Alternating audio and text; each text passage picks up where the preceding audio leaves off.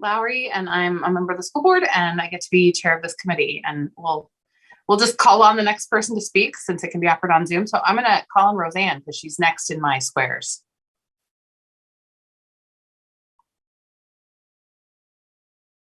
Sorry about that. Couldn't find my screen. Roseanne Powell, school board manager. I'll call on Kirsten. Kirsten Cowden, I'm the real estate manager, and I also manage the civic use of buildings office. Dana. Trying to unmute. Dana White, I manage the real estate and planning.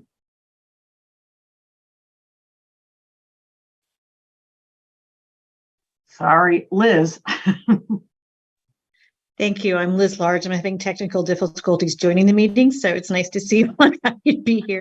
I'm the district's contracted general counsel. And Liz, we are inviting someone to go, but since you just got here, you don't know who's already introduced themselves. So I'm going to go ahead and call on Frankie. Thank you.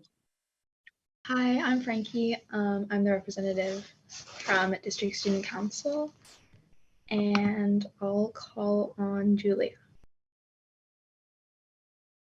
Julia Bremed, board member and committee member, and I'll call on Michelle. Have you already been called? I haven't. Hi, everyone. I'm Michelle DePass on the school board and also on this committee.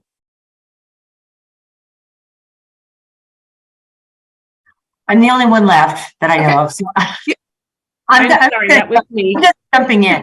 I'm Mary Kane, senior legal counsel. I also wanted to just give a heads up that we've invited Marshall Haskins here to speak also on the CUB policy, but he has 2 appointments at this time. So I'm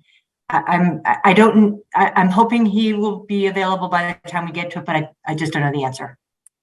I see Haskins as a black box on my screen. So I'm wondering if he's logged in and there when we need him. Let's hope. Let's hope. Well, we are going to go ahead and start with the CUB policies ADs as is on our thing. Before we get to that, though, I just want to address, we had talked about having the foundation policy on the agenda for today. And the district staff are looking at some ideas around staffing that would take part of the comments that came out of our work session in December. And finding ways to do that. So they're still kind of brainstorming and coming up with some ideas. So those will be brought to the policy committee next month for discussion, but they're still in the formative stage. And we didn't want to go down one path with the policy when there are some other options. We want to have a well-informed slate of ideas and opportunities to really do the best we can for this policy. So that'll be coming up at the February meeting. And again, we want to have some urgency to this. We want to get it done this school year. And we also want to do it well so that this doesn't continue to be as divisive as an issue in our community. As with any policy, we'll work on it now, we'll do our best now, and then others will come in and continue to improve and enhance. So policy work is iterative, but we want to do it as well as we can while we're in it. So that'll be on the agenda for the next meeting. But we'll turn now to... Can you just like repeat the first 2 sentences you said? Sorry. Like all of a sudden I realized like, oh, she's talking about, I should have been paying attention. Sorry. I don't know exactly what I said. The policy on foundations is not on this agenda. And that is because staff is looking at some ideas related to things that came out of the work session. We talked about like one fund that everybody could get some money. There were a bunch of different things talked about in that work session. And so we've got the staff are looking at some ideas of how some of those things might work and how that would play out. We don't have a total picture of that. So until we have a better sense of what might be, we wanted to wait on the policy and just hear back some other options or opportunities based on things that were raised at the work session in December. Is that fair to say, Liz? Is that a good capturing of where we are? I think that works. Thanks. Great. And as soon as staff have sort of talked through and looked at those processes, they'll bring them there. It's not like things are going to be decided without us. It's just what is possible before we start having the conversation about the policy. So it'll be on February's. All right, CUB and ADs. Is that Liz, Mary, Kristen? Who wants to go? Well, I think where we last left off in our CUB discussion was there's Marshall. The materials in today's meeting are the same as the materials at the last meeting, but Julia had some questions about usage. And so we didn't have the esteemed Kirsten, Dana, or Marshall there to answer those questions. So we brought them here to do that today. I also had some questions, but I'll wait until I'll go next. Yeah, and I should have said the committee because it wasn't just Julia. I just happened to remember one of those. There were others, so I did not mean to leave you out, Director. It was a pretty good guess. Not at all. No worries. All right, so let's, we have this policy before us. You have in your packet a red line version, a clean draft. You've got all sorts of information there, limitations.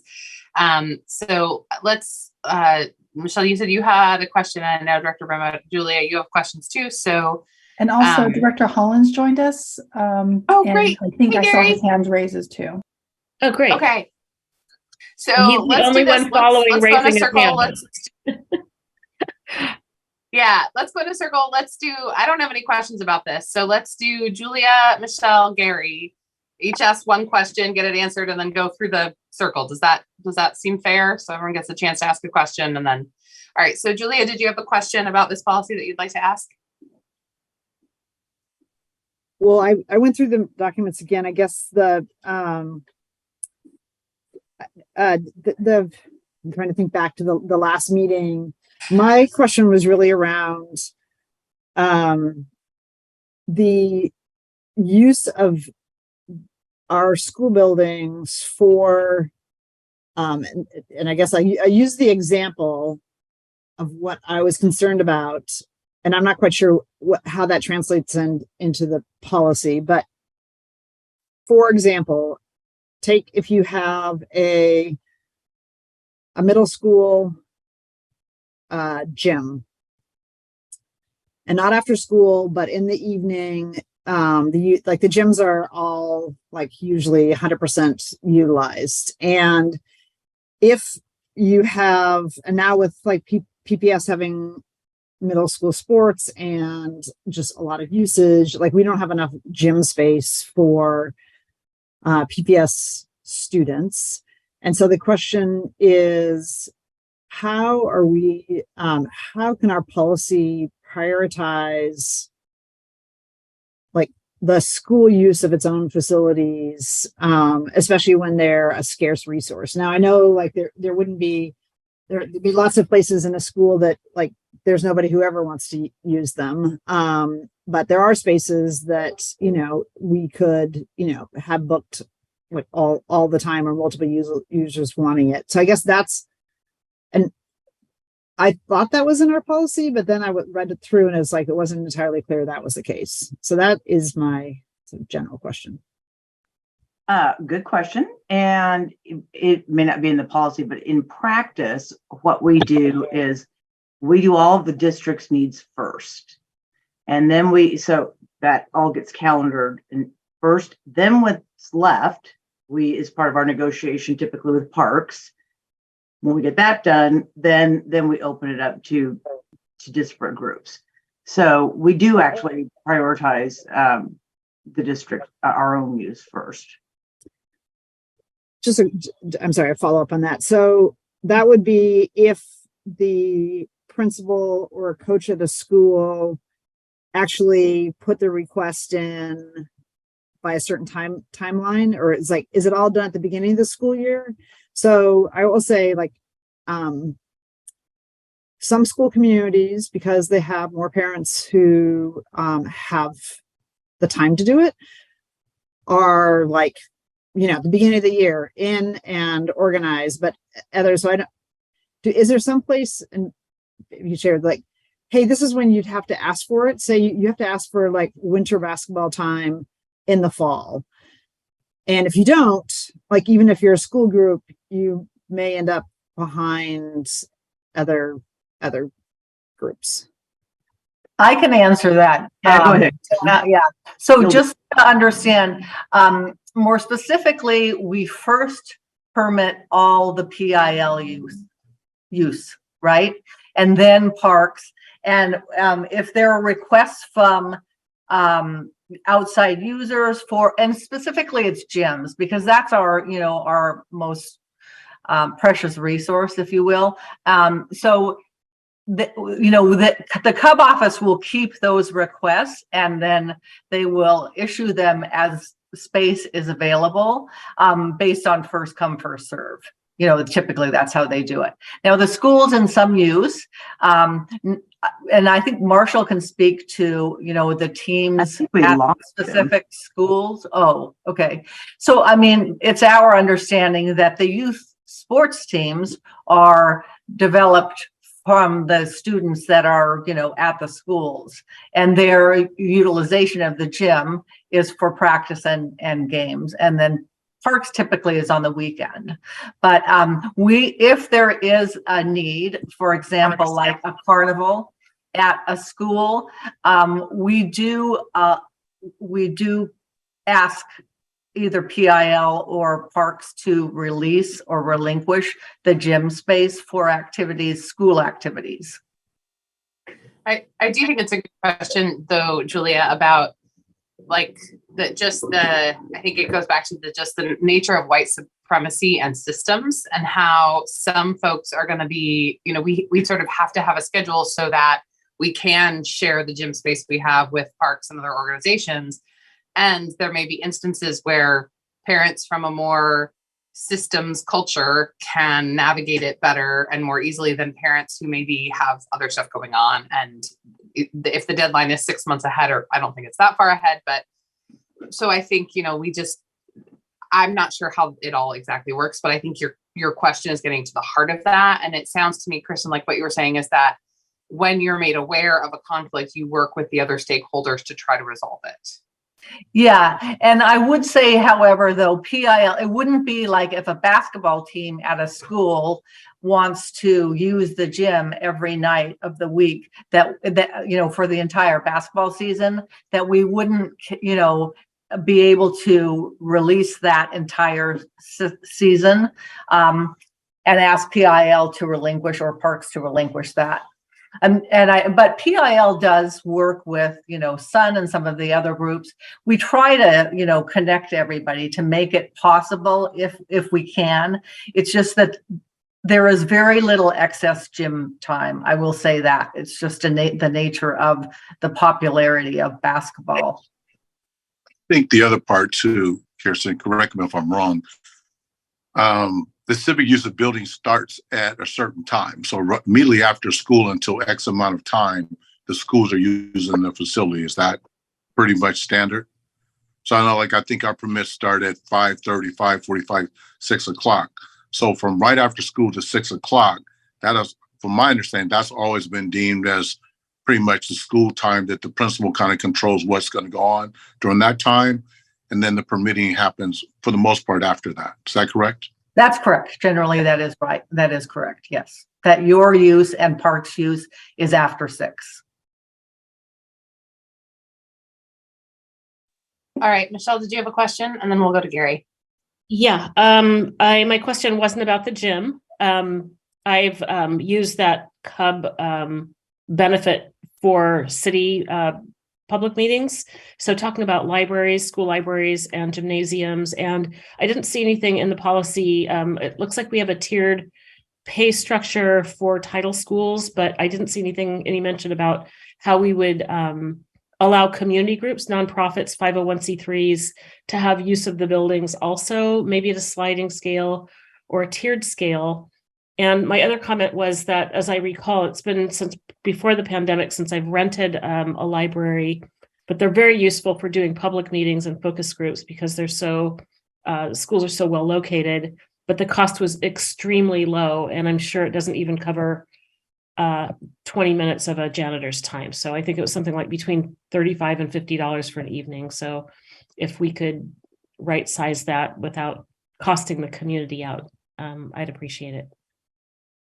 So working backwards from your comments, that's actually great to hear. Thank you. We were actually yesterday had a phone call with the real estate folks at San Diego Unified, talking to them about their Cub office and how they run things. And they really, their fees cover depreciation, utility. I mean, it's pretty comprehensive because they don't want, the school dollars to be subsidizing it. And you're right, we do. Schools don't pay anything to be there. So, but we do have the program for title schools that they have a certain amount of free hours for the year, so that they can use. And then we do have a different price. We have a price for nonprofits, and then a price for, I don't know, normal people. Not Yeah. Yeah. That, and I think now that I think about it, I think some of the groups have been kind of school-based, not necessarily the PTAs, but culturally appropriate groups like in outer Southeast. So that makes sense. Thank you. Sure. Gary, did you have a question? Yes. So as reading through the CUB piece, and I'm sorry how to explain it. I don't see how or anything in here that's like inviting the public to use the facilities. I mean, I see a little piece about that. I guess my question is, one, and this is kind of pushing back on Director of the past piece, equity, right? And we were talking about organizations. How do this policy addresses that issue as an issue? I mean, as an example, we are just now renting Ida B. Wells for 3 hours, 1 day a week on Sundays for 4 weeks. It's costing our group, even at a nonprofit rate, $3,400. How do we look at the equity and make it as far as being able for kids to have access to these things that, of course, their parents and we all are paying our tax dollars for? How do we address that with this policy? Thanks. And Gary, I guess I want to say I totally agree. My question was about 501c3s or other community groups, but that should even include groups that aren't organized well enough to have a 501c3 yet, but that know that there's this public building. Well, no, that is the 501. Well, no, that is the 501c3 price. At least that's the price that we was quoted. Yeah, that seems very high just off the top. But I was saying we shouldn't restrict. There are some community groups that aren't formally a 501c3 that would still benefit from having a tiered structure that doesn't break the bank, specifically because we are a publicly funded entity. So thank you. I can also speak to that particular permit. Because it's on a Sunday, a lot of the expense is related to the recovery of the overtime for our custodian staff, because we do not have custodians on staff on the weekends. And so any CUB user, even if they don't pay the permit fee, pays the custodian. Even district users, if we open a building on a weekend, they pay the custodial fee. It's a direct cost. So that's one of the reasons that it's very high. Also, our high school gymnasium fee is quite a bit higher than elementary and middle school gym use. Yeah. Okay, and I get that, but that once again, how do we address this in our policy to make this more affordable for organizations that can use these facilities for our kids that if I could say, don't necessarily always have access?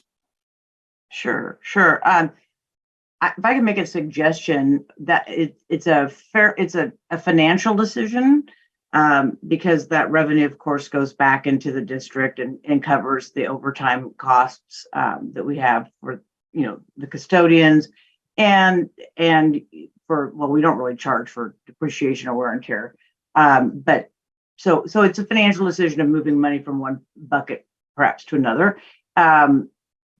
If we could maybe put together what that might look like, what are we talking about in terms of, is this the right way to get at it? How much money is it?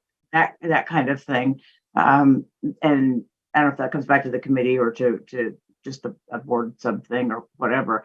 I'm not sure how to address it in a policy in a way that's sort of concrete so you can apply it, if that makes sense. And I did want to respond to the one question. There is an invitation to the public, both in the second paragraph of the policy and as well as on the CUB site. The first line is that it welcomes individuals and community groups may schedule use of PPS facilities during non-school hours. So I don't know if you've had, I don't know if I can share my screen, but I think that's good enough. I see Okay. it, yeah. Yeah, okay, great. Thank you. You know, I see it, but I also think it's kind of like, you know, everybody has an equal opportunity statement on, you know, on the bottom of their email signature, whatever. And maybe, Gary, I'm questioning, maybe is this a matter of communicating out to our schools that we know, you know, have impacted underserved students that there's this resource available, should it be needed, to communicate that, rather than like you have to be in the know to know about it, and you have to go to the website and read the second paragraph of our policy. Like if we could do some education around it, around the fact that there is this resource available should community groups need it. Yeah, I think it's that, and like I said, just trying to, how do we address it? If we address it in policy, or if we address it in something else where, yeah, the public is welcome to it, but when I read that and I look at the actual causes, the public is welcome to it for those who can afford it.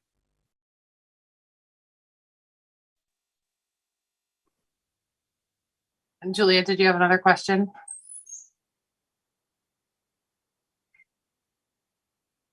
So I guess just to follow on, so I think my question got answered, that it's in practice, there's this prioritization, which I appreciate. And it sounds like, and Marshall, you can correct me if I'm wrong, but like that the PIL actually on behalf of the like middle school sports makes the requests. Is that right? That's what it sounds like happens now.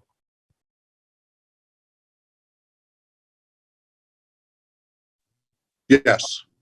Okay, so you're putting that in, so it's not like left to an individual coach or a principal to be like, we've got basketball at George Middle School and somebody has to go figure it out. You are blocking the time for the George girls and boys basketball teams.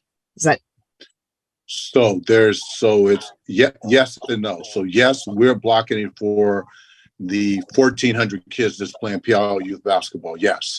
In addition to that, after school, George might have another team that might be the C and D team that plays in Park Bureau, and then they're using a Park Bureau permit.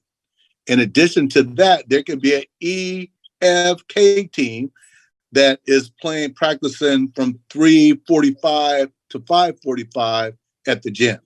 So all three of those groups are covered. Okay, but it's not now left to, hey, do you have a parent who can navigate and doing it in time? Okay, so that answers one question. Then I guess my only other statement I would make is at the very beginning, Dana said, in practice, this is how it works. So the practice sounds great, but I'm wondering, like, do we need that in policy, that sort of prioritization or how it's done? And that's a question. I'm not sure if I have a point of view or not. And it might be something to have it in an AD that would be helpful. I mean, Liz is the policy expert, not me. Well, I think we certainly, the board sets policy direction for the district to follow. I think what we're trying to do with the amendments that have been before the committee, and I'm not moving enough. Sorry, my lights went out. It suddenly got really dark in here. There we go. Trying to keep the policy directive at the high policy level language and the AD where the more granular information sits, because some of that information needs to be amended from time to time to provide clarity for people who are using our properties. And so the policy as we know, it takes a long time to get a policy change through, but the AD to implement that policy is where we want to put a lot of the detail. So I think as we're thinking about what level of language you're thinking about, if it's working, then I think on the prioritization piece, Julia, and if it's working to the board's, the board doesn't think there needs to be changes because it's in good stead, then I'm not sure we need to put anything in the policy per se, but we serve Yeah, you all am I- the other way around. So I guess I would say it seems like the practice now works better, and is working.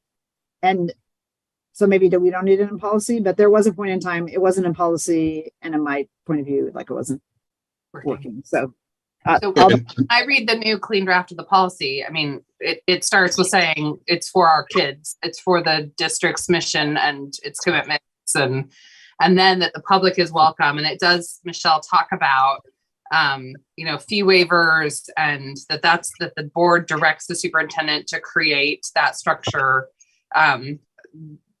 for organizations directly affiliated with PPS Title I schools, schools with a majority of historically underserved students, and schools identified for improvement. So I think, to me, that captures a lot of the concern you raised, and then it directs that the superintendent will do that work, that's not policy level as far as like making it affordable, but that we as the board tell the superintendent that that's a priority.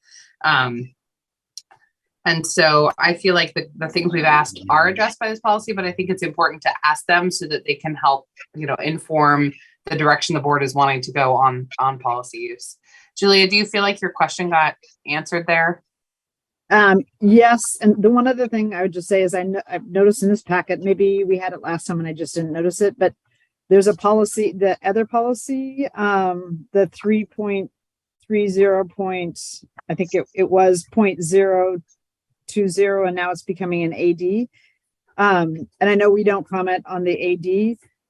There's a lot of really substantive things in this that I had some comments on. And so I'm wondering, like I say, I know we don't do the AD, but they seem like other things, like all the political stuff. It seems like this language is super old. Should I just send that separately to staff with like questions I'd have about the AD? Because it is moving from policy and. Yes, please. That would be very helpful. And I appreciate the distinction and the different roles on policy and ADs, but we also, because we're moving some policy language to an AD, wanted to make sure there was full visibility to what the revised package of policy and ADs for this CUB process would look like. So yes, please send them. Thoughts about the rockets, Julia? Actually, it was like more like the advertising. No. The political piece, the dogs, I mean, gambling. Yeah. So like, I'd say there's a lot of things in here that like currently happen in schools. And maybe one other thing in here, there is a section on gangs, and it seems target at like gangs that are associated with criminal behavior. I think since this was written, we've seen the rise of like Proud Boys, Patriot Group that like wouldn't fit this definition, but we wouldn't want to have symbols of them. And so I don't know how we address that, but this seems like language from the 70s or 80s that needs to be updated. We need to add the gypsy jokers, the young pups. Yeah. Well, and I think we, hate groups or groups that are sowing dissent and are not welcome in our schools is, I think, a clear PPS policy, and I'm sure we'll be in the AD. Michelle, one other nuance, and that's that, you called out that we do, the language is called out about offering fee waivers or whatever. I'm thinking about specifically like things that aren't necessarily have to do with education. Like the meetings I've held have been around affordable housing. And those are in communities that we want to have like a safe space at the school to hold a meeting. It's not education related, but it's related to their ability to stay in a school district, for instance. So I don't know if that's covered. The language is vague enough where it could be covered, but I would hate for I'd hate for it to not be called out, because I think it's important to kind of work with those other like jurisdictional partners on things that are of importance, but not necessarily education related. Sorry, go ahead, Liz. I was just going to say, I think we could work in some additional language into the AD, which builds out some of the broader statements that are in the policy. Gary, did you have any other questions? Yeah, I was just looking at the policy piece, and I just want to get a clarification. When it talks about the fee waivers, it says the district, about a district that shall allow the district to grant a limited number of custodial waivers for community events as more fully defined in the administrative director. Can you expand on that a little bit? Well, the current way we're doing it, the fee waiver is for, and Kirsten, correct me if I'm wrong, it's 6 hours total or 8 hours total. Right. And just as a reminder, there are 2 other ADs under this policy that are not under discussion because there have been no changes to it. And there's more that custodial waiver is more fully defined in that policy. So you can, so I think we have defined it more specifically in the administrative director directive 33011 AD. So you can go there, but it's a certain number, and it's for the weekend use, because just to remind everybody, custodial fees are not charged during school days because the custodian is there till 10 o'clock at night. So that coverage is already in place.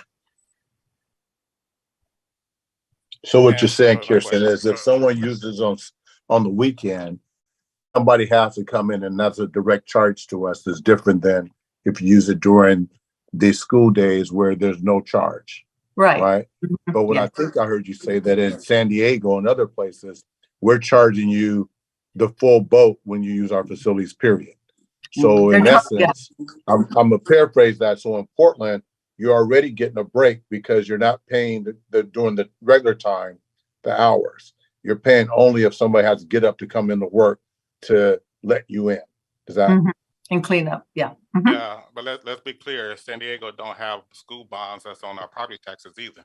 So I hear what you're saying as far as we feel like we're getting a discount, but you know, as a taxpayer, I'm not saying we actually are paying for these. Then if that's the case, we should just open the doors and let people in. Apples to apples, like for free. Yeah, but maybe we should just open the door and let everybody in when everybody come in then, because you're saying they've already paid for it.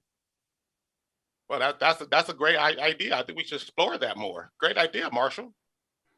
But but as far as the policy piece, when we talk about fee waivers, because one, I know we're not paying, you know, our janitors $3,400 to come in and open up a building on the weekend. If that is, I'm gonna stop my job and come and work be a custodian just for the weekend dollars. So let's not like it's only the amount that we're paying our janitors, even the overtime rate. They're not getting $3,400 in those 3 weeks. So but let me go back. But as far as the policy piece, when we talk about fee waivers, can we add nonprofit organizations that are that have a majority of our PPS kids that are participating in these events? So for instance, the waiver that the program that we're doing at Ida B. Wells, they're all PPS kids. So is there something in the policy that we can add to saying, hey, if a nonprofit organization is renting something for something or some kind of more of a discount for programming that are including majority of our own PPS kids? And I think that's a great question to have staff take to the AD and to consider it. I do think, you know, we again, yes, there are lots of great programs that benefit our kids, and yes, we want to be in partnership with those. And at the end of the day, our buildings exist primarily for the purpose of school. And so I think we need to be, I think we do need to continue charging fees for use that are not the school day. But I do think that we need to look at those and have them be reasonable. And have staff look at what that means and what nonprofits are we partnering with? How are we looking at that in a way that both, you know, our job as the board is to steward the resource of our buildings for our purpose of educating our students, which is like it says at the beginning of the policy. And so I think we need to hold that tension of there's a lot of wonderful things in our community that happen that benefit our kids. And we have a very specific job and duty with our responsibility here. So I feel like the policy with the new language is really doing what we ask. It prioritizes the schools. It directs the superintendent to take into consideration reductions in fees for those partners. And I think Michelle, like, not just, I think you and Gary both raised, like, not just school-based activities, but also community enrichment activities, and how can we be a successful partner in those. So I would be comfortable to move this to the full board, knowing that the AD is going to hold those pieces. So I'm just wondering if where the policy committee is on this, and if you're ready to move this to the full board, or if you have more questions. Director Lowry, Frankie's had her hand raised. I'm so sorry, Frankie. You're at the top of my screen and I didn't see you. Go ahead. Sorry. Okay. So I don't have access to what you all are looking at. So sorry if this is very apparent on it, but I was wondering about like the fee waivers. Like, is there any specific language about like youth-led groups? And I was just wondering like if there would be a difference in cost for them. All of the documents we're looking at are on the PPS board page. So if you go to the PPS website under board meetings, there'll be the materials for the meeting, and you should be able to access them all there. So that's the first part. And then the second part of your question, someone else will need to answer around. Yeah, it doesn't specifically call out youth, but of course, yes, youth group would be, would certainly could qualify for that.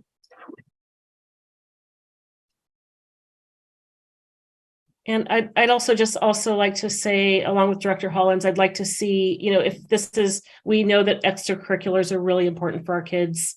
Academics are important. They're both important, but to include some language that this is benefiting PPS kids. These aren't kids coming from Clackamas County or Beaverton. These are our own kids that we want to see have access to those enrichment programs that we know create success.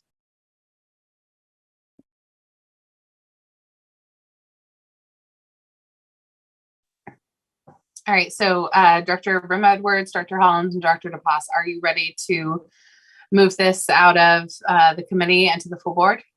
If so, say yes. Yes.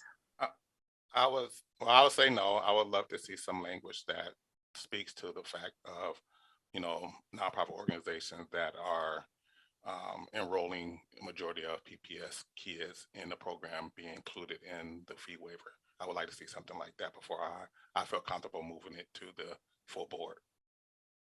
And I should have said that yes with caveat.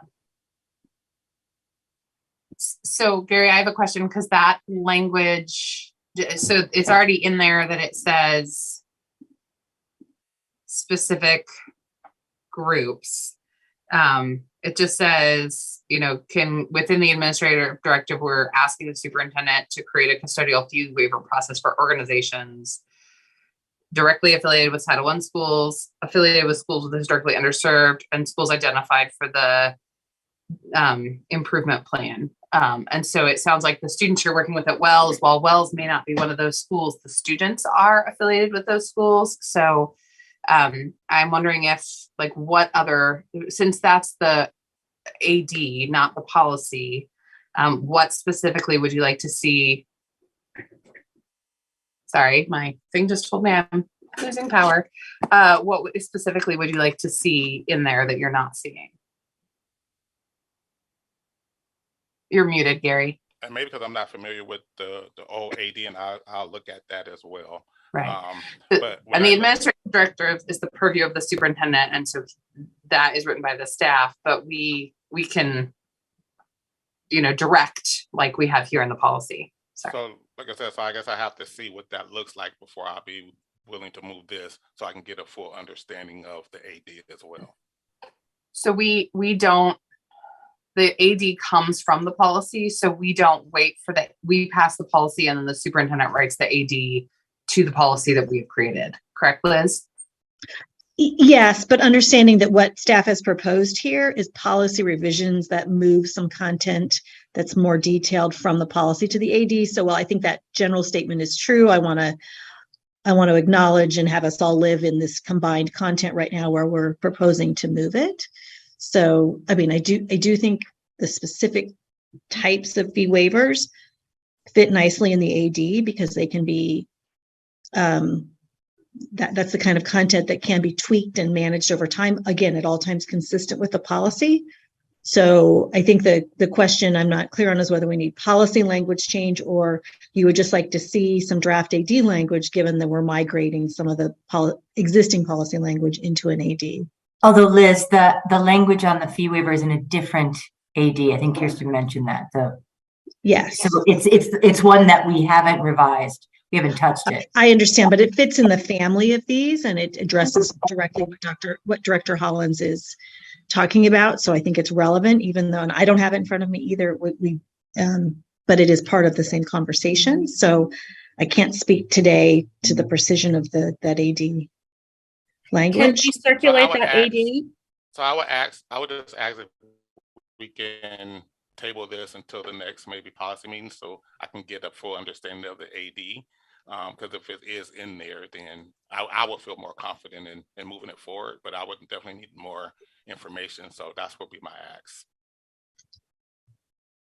Well, and I think the bigger conversation is that it is not, that the practice is not that the school board reviews the AD before we vote on a policy, right? That is the purview of the superintendent. So I think that's part of the question is how do we relate to the superintendent and sort of the governance structure is my bigger question. Then this specific matter is complicated because we are taking policy language and moving it into an AD, but there's a bigger question around board governance that we set the policy, which is the bigger bucket.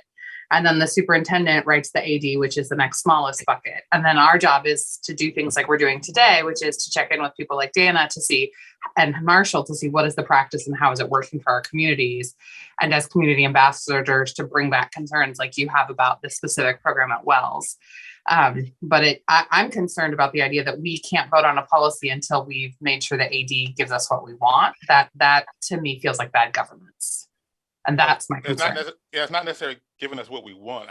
For me to get a full understanding of the distinction between the policy that we have written, the things that we're moving into the administrative directives as well. So it's not one versus the other, just looking at how those both correlate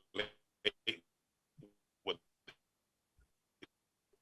each other. And if that means for me, because I can understand what we're moving from the policy to the AD and what the rest of that AD says. So just be short, no, I wouldn't recommend moving right now. All right, Julia. I would be comfortable moving it to a first reading. I would ask that we do more than just the, hey, say that we have a first reading and it's posted on the page. I think it would be good to have some outreach to user groups to get feedback. I mean, that's what so for me, I'm comfortable having it going, knowing that this isn't like, hey, the final policy, but it's really an opportunity also to let the broader constituency and the general public know that we're looking at changing these and to get feedback. So I'm okay using the public comment period to do that. But I guess I would want to make sure that we have that outreach happens and that we have a policy committee meeting in which we can discuss any feedback before the second reading happens. And again, I don't have the whole sequence of when the next board meeting would be for the first reading, that we have another policy committee meeting before the second reading. I think that is in the natural course, Julia. I think the next meeting is the 7th for the full board. Roseanne can correct me if I'm wrong. And then the policy committee's February 16th. Yeah, well, we'd have to hustle, get something out right after the first reading to again, I think do some proactive outreach and then have the opportunity in the committee to talk about any suggested changes. That also gives Gary more time to have conversations or to, propose policy language if that's, And actually, Roseanne, I'm not sure that we meet the posting requirements for the 7th, do we? Yeah, they're going to be sent out and posted today. Yeah, so actually it wouldn't go then until the 21st. No, right? to the March 7th. Oh, Our next regular board meeting is March 7th. The 21st is still on my calendar, sorry. Yeah. So we're not having a meeting on the 21st? It's a work session. So the first reading would happen on March 7. Yes. So we There's a have con- until February 20th for that's when those documents are due. When did you say? I'm sorry. February 20th. Thanks. Okay, so let's go ahead and move this for the March meeting. And maybe between now and then, if we could get Director Holland some of that AD language that's there before that board meeting in March. Okay, Frankie, did you have anything else? Oh, go ahead. Could that be sent out to everyone, that information, please? Like the AD specifics. Yeah. Yeah, it'll And go to Frank- everyone on the committee. Yeah. Okay. Great. Anything else on this before we move on? All right, we'll now take up the complaint policy and the changes there. Again, you have a red line version. Frankie, did you find the documents online? I have not had a chance. I'll look right now. So at the last meeting, we got some really helpful feedback to the proposed structure from the committee members about it not being clear. And we thought that was really, like I said, really helpful feedback. I want to give praise to Mary for taking the laboring oar and trying to restructure this in a way that made it more clear. So there was not an endeavor to make substantive changes to this version, but to reorder and provide some clarity of structure so that it was a clearer policy to understand, knowing that these complaint processes by multiple state and federal agencies are not all clear and easy to understand, trying our best to make a complex system approachable and user-friendly. So that's the tee up for the draft you have before you today.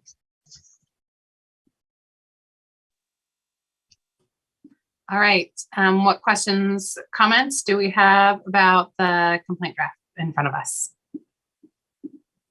I want to say it was great to read through this and see that it had been shortened and made a little bit more clear. So thank you. It sounded like Mary did that. My overall feedback is that it's still may be difficult for our community members to understand what things such as OAR, 0.00-2 mean. That we reference Division 22 regulations and other jargon that might not be as accessible or understandable to our community members, particularly given our student population and their families. The city has a fraud and waste hotline that's advertised on it's you can't miss it. And I'm wondering if we could do something like that also, in addition to adding, in addition to including the number of the complaint coordinator, if we can make a digital way of submitting a complaint as well as on the telephone. And if we could also offer that in languages, our harbor languages that our students are speaking. If there was also, if we could make mention of the fact that there was interpretation, we want to be as welcoming to people as possible. So if there was... Sorry, this policy has been translated. It's the first one that actually was translated into all 5 languages. The amendment would have to be translated as well, but it's actually the one that's out there, if that's helpful context. It is. And also it's helpful to have a statement saying, if you want it in this English, rather not to put everything in English. So if you're a Russian speaker or reader, if it says, click here for Russian and the click here is in English, so it's a full translation. Also offering, at the district's expense interpretation, whether that's, simultaneous interpretation that has our people that are families that don't speak English as a first language. I'd like to make this policy welcoming for those folks. So I think in D1, we say that we offer translation and interpretation services and other reasonable accommodations to assist complainants. Okay. In I section missed D1. No, that's okay. that. That's in D1. Okay. And also, I know when people are complaining, sometimes it creates another level of trauma if they feel there might be retaliation. And so I don't know, I didn't read it well enough to see if complaints that were digital were going to a third party or anonymized in some way. We do offer an anonymous complaint. So you can make it direct or you can make it anonymously, either one. And then Okay. D4 expressly prohibits retaliation for anyone who files a complaint or participates in the complaint process. But we try to make different paths available if people aren't comfortable submitting their name or contact information. Okay. And that wasn't super clear. And I also skimmed it just recently. So lastly, I thought about what this might look like in digital format, and there are different paths to take depending on the complaint, whether it's a Division 22 complaint or something else. And I'm just wondering if we've given some thought to how that might be visually for someone to, like, an icon, or I'm not the best person to ask about this, but to make it so it's a visual system, so you don't necessarily need to read you don't necessarily need to read everything, but you can get your complaint to the right place. Well, go ahead, Mary, you can explain that would reduce some frustration as well. We've created a unified complaint, so you don't have to figure out which form you have to fill out. It's a single one, and then we direct it to the appropriate person to respond to it. So that's how we're trying to do exactly what you're saying, is to make it as easy to access as possible. It's on a web page that has if you look at our district web page, there is a language line, so you can click onto the language that yes. I haven't looked at that in a long time, so I can go back. Thank you. So yeah, we're trying to make them as the policy, the complaint, whatever kind of complaint you're making, as accessible and as user-friendly as possible. Great, thank you. Julia, did you have anything?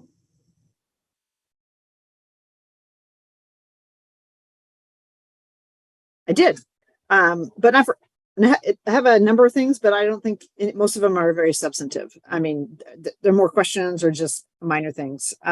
So great job on everybody, Mary and the staff who brought this draft back to us. So I'm just gonna, is it okay if I just like go through them quickly? So on page 2, just to clarify, on number 1, it says complaints will receive a response in 60 days. Just to confirm, that's all complaints. Like, if somebody puts something in, like, I don't like the fact that the dogs are barking, or like the lights are left on in the gym at 11 o'clock at night, and they file it through the process, they'll get a response in 60 days.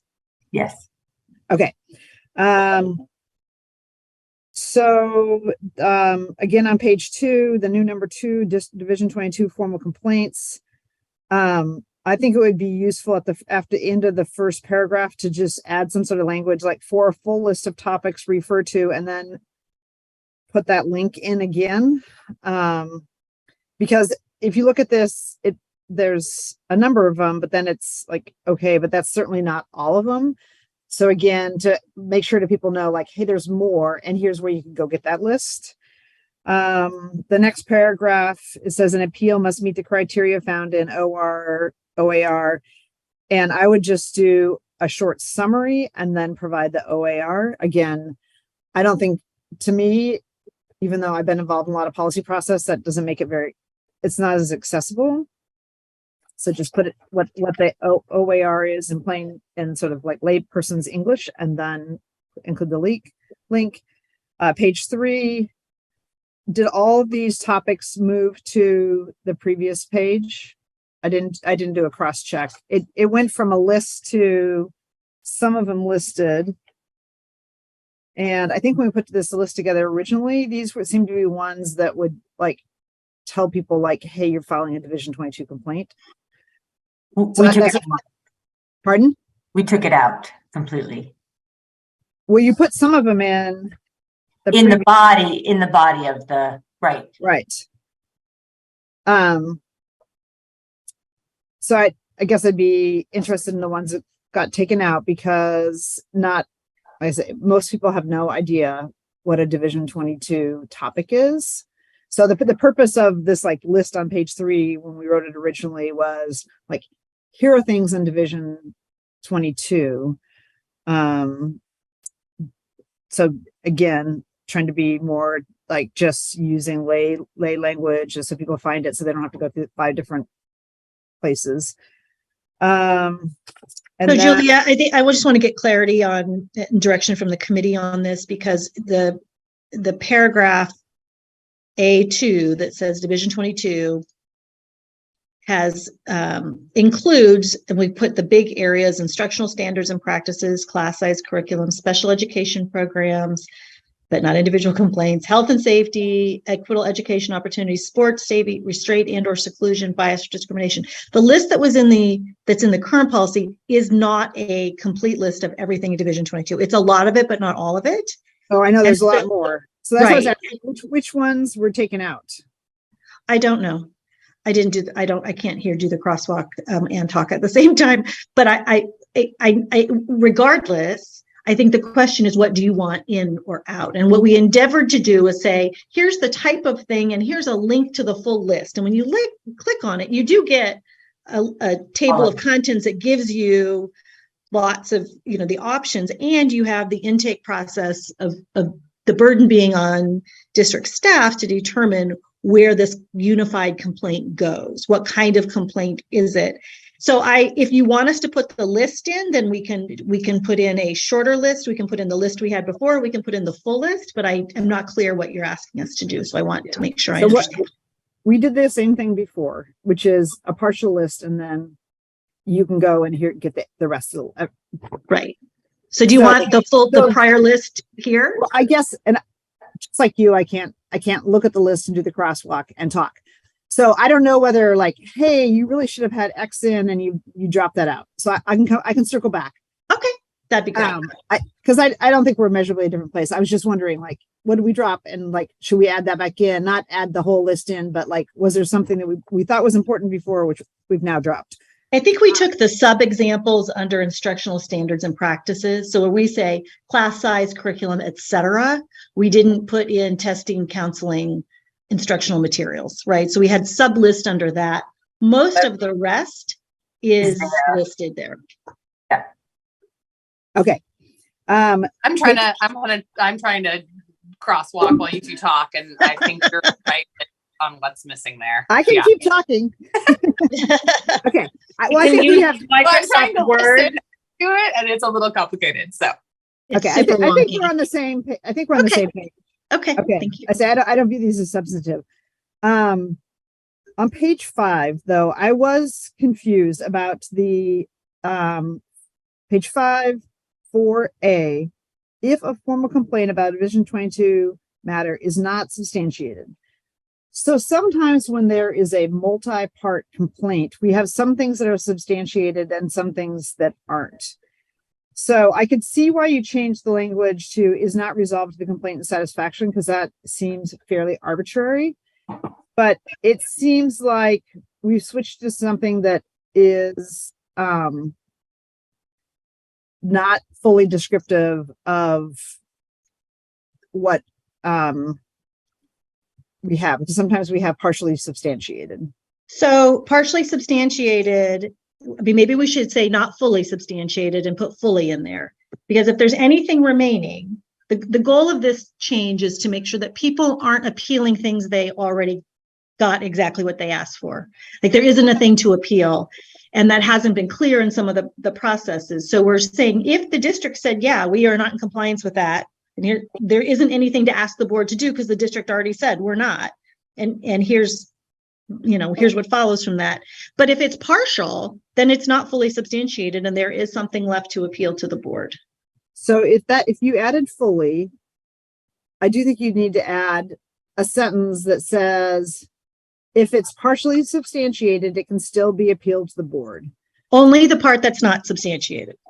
Okay, Yeah. that's fine. But I just, otherwise it's sort of like, hey, you missed the trick word, which was fully, and like, even though it was partially, again, just I think, and then Okay. Substantiated. I am wondering if that is, I mean, I know what it means because now I've sat in on a whole bunch of complaint hearings. So I again, I don't have a word or a substitute, but I think that's like maybe not an accessible term for everybody. If you only file one complaint in your PPS career, and Yep.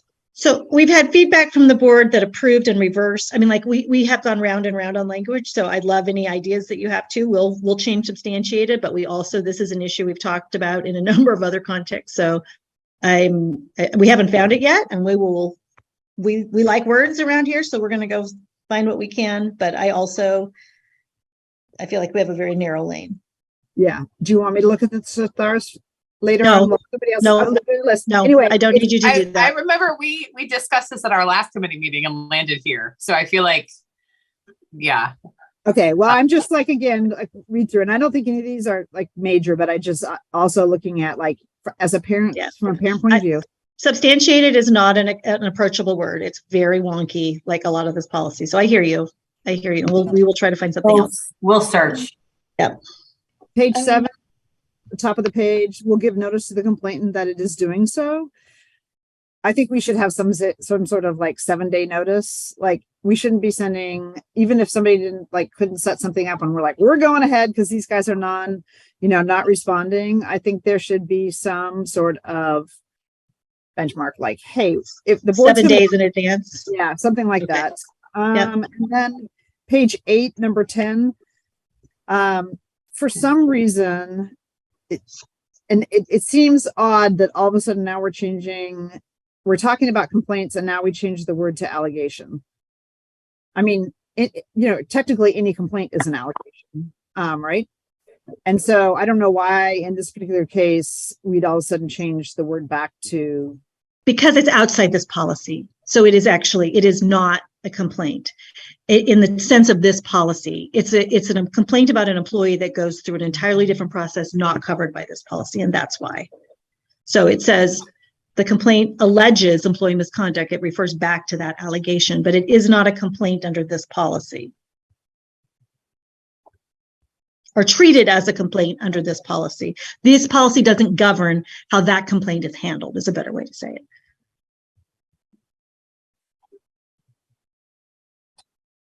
That's not a substantive change. I think we're talking about language here, but that's not the personnel complaints that are strictly that have always gone elsewhere. Okay, I'm not raising an issue about where it's going. Okay. The word complaint, it's like, I have a complaint, and like, to me, it's like they all are technically allegations, but allegation sounds like, well, there may not be something to, I don't know, it makes it have a more arbitrary sound to it versus like just the complaint. So it just seems odd to switch it, like somebody say, well, I'm filing a complaint. And it's like, well, actually, that's a complaint against an employee, so that just goes over here. Versus, well, actually, that's not a complaint, that's an allegation. It's like, oh, what's the difference? So I don't know why we're renaming it. We're just saying it's going somewhere else, but do we need to rename it? Well, I think it's following the language of the sentence, right?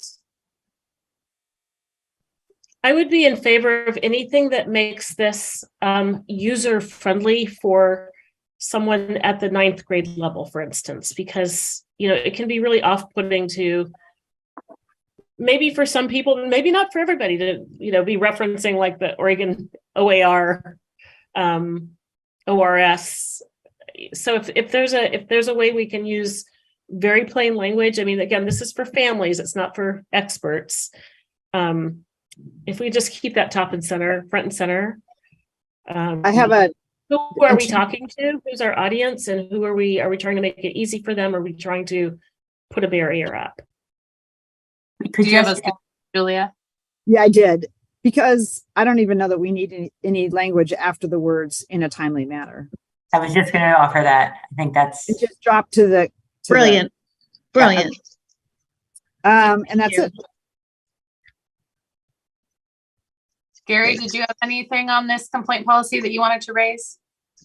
I think, Michelle, your comment about this is, how do we make this navigable for general public, right? That this is a tool that we have this so to help make clear what we're doing. I think that was excellent. Gary, did you have anything? Yeah, I had all the ones Julia said, so. I think you need to put your mic down, Gary, because we can't hear you. I said I had all the recommendations Julia had, but so she already said them all, so I'm good. Next time I'm calling on you first, sir. Julia is definitely the hardest working board member. Definitely looks at things very, very carefully and often raises really important issues with that. Yeah, so appreciate her hard work on the policy. Yeah, she gets the James Brown Award. Oh, you didn't get it because they say he's the hardest. He always say he was the hardest working man in showbiz. So Hey, I've never been compared to James Brown, but I'll take it. That was my first concert that my parents let me go to. I don't know why they said yes. I think they were just too tired, but I went. That was my first concert. We once played this game, where you have like a sticker on your head with a famous person's name. And my boss, the nonprofit I worked with in Yakima, had James Brown. And Jeff's hint to him is, when you get this, you'll feel good. And yeah, thank you. Jeff he's still bitter that like my boss didn't come back and be like, that was the best clue. So, your laugh will touch his heart, Gary. All right. Anything Director else? Lowry, Frankie has her hand up again. Frankie, go ahead. Yes. Thanks. So just like I had a question about some of the terms used. Is there any place in the policy where they're defined in the context of it, or is like there any sort of guide to them on the board website? Also, Frankie, I emailed you the link to the materials. I wasn't sure if you saw that. Thank you. That's a great question. There is not, we don't have a directory of terms, and that may address some of Director Lowry's concerns about it. We can That was Director DePass, actually. I mean, Director DePass has raised that issue earlier. We could add that. That might help things. Yeah, I think adding that would be helpful. Thanks, Frankie. Are there specific? I think are there specific terms that you'd like us to? I'm guessing substantiated is one of them, unless we come up with something better. Are there other terms? I haven't really had a lot of time to look over it, but just whatever like kind of just appears inaccessible. And then also, I guess maybe not even just specific terms, but if there was a way to provide a guide on like how to read and understand a policy, just because from talking to a lot of people, I think the general view is that no one would have any idea how to look at a policy. Oh, interesting.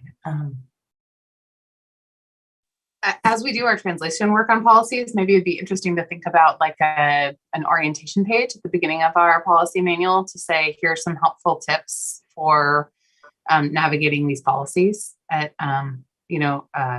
just to kind of help people into how to navigate what it is and some of the recurring pieces, and then to talk about ADs and make sure that there's a clear link of where to find those and like explain what those are. That's a really great idea. That's a great idea. I have something to add and it's escaping me right now. That Microsoft Word has a tool that there's a scale that tells how accessible or how readability statistics. I'd be happy to take a look at that, or you can look at that too. It's under the review tab. You can look at the readability index and it'll tell you like approximately the grade level of understanding. I will tell you, I don't think this hits the mark. I mean, we really struggle. It's not that we can't do more. The requirements from the Division 22 process that we have to use, and then the convergence of Title II, Title VI, IDEA, Title IX, the catch-all, the anti-bias, like they all come in. It is this isn't the PPS problem. This is a state of Oregon problem in terms of how to get complaint process so they are accessible. So we will work on language, but we are also constrained by the crazy complexity that this state, every time someone has an idea, they want to create a separate reporting process, a separate complaint process, and we need to have some coherence at the state level. That's my soapbox, sorry. But I mean, we struggle with trying to translate this. That's why Mary's done this heroic work on the uniform complaint process to try to at least take some of the translation out and more assistance in of where it should go. But I hear you, Michelle. I'm a big fan of simpler language, and this is we've struggled for years on this policy. I don't know how many times, I think Julie has been on this committee the whole time. This policy has been up and down and edited, and I think it's still too complex in terms of language. I agree with you. Thank you. So it sounds like we want to send this back for a little more work before we move it on to the full board. Is that where we are? What is our sense here? What are you hearing from us, Liz and Mary? I heard some very non-substantive additions that I think under our usual practice could proceed to a first reading, but whatever the four of you want, that's what I've heard. I'm comfortable with having this go for a first reading at our March meeting. Gary, Michelle, Julia, where are you on? So Gary gave a thumbs up. Julia and Michelle, where are you on sending this forward for a first reading at our March meeting? Our March 7th meeting? Yeah. I don't have my calendar. Yes, I'm okay with it. I am too, because I didn't actually hear, I thought I heard agreement about the issues that are raised. So I'll just obviously look at whatever version comes out, but yes, not quite Scribner's fixes, but pretty close, pretty non-material. Pretty straightforward. Thank you. They were very helpful, Julia. Great. I feel like we're having a really productive meeting today. Now we're moving on to field trip policy. And we worked on this last time. Julia was working on some language. You'll see that at the bottom with the redlining, some stuff from her, and then staff responses that went through the fiscal team and some of the conversations with fiscal about what that language might do and how we might want to consider it. So this was something we discussed last time, but we wanted to talk about how we look at that equity fund. Liz, do you want to talk a little bit about that, like the nuance of us directing ourselves around budget? So, right. So I just want one quick technical correction. The top part is what Julia submitted as submitted. And the second part at the bottom, the red line, reflects the staff recommendations. Sorry, and it is around that well. No, it's okay. It's a cross-functional look at this. And the idea is to have, again, the policy tell the superintendent and staff to make sure that there is a budget, but not to tie the hands of a certain formula that the board manages anyway. And so the board approves the budget. The board doesn't need to define that with that level of precision in a policy. It's a hard, it's another budgeting strand that sits in policy that doesn't, anyway. Again, we all work for you, so you can tell us how you want it done. There's not resistance to the fund. There was just resistance to tying in policy and exact formula, given that budgets and contexts shift over time. And it's a fluid process that requires full context, not a single line item, was the perspective of staff. I think, Julia, I love what you put in there about that, but I think I'm hesitant to put something so specific around appropriations in our language, just because I know this year we're going to have some significant cuts, and I want us to have flexibility to make those determinations. But I do like that we will establish the fund and that it needs to be equitable. That's my initial response. You're the one who drafted this language. So what is your take on these proposed revisions? you know, this was a conceptual draft, and I'm always like, have I captured, you know, it was complicated what I was trying to capture.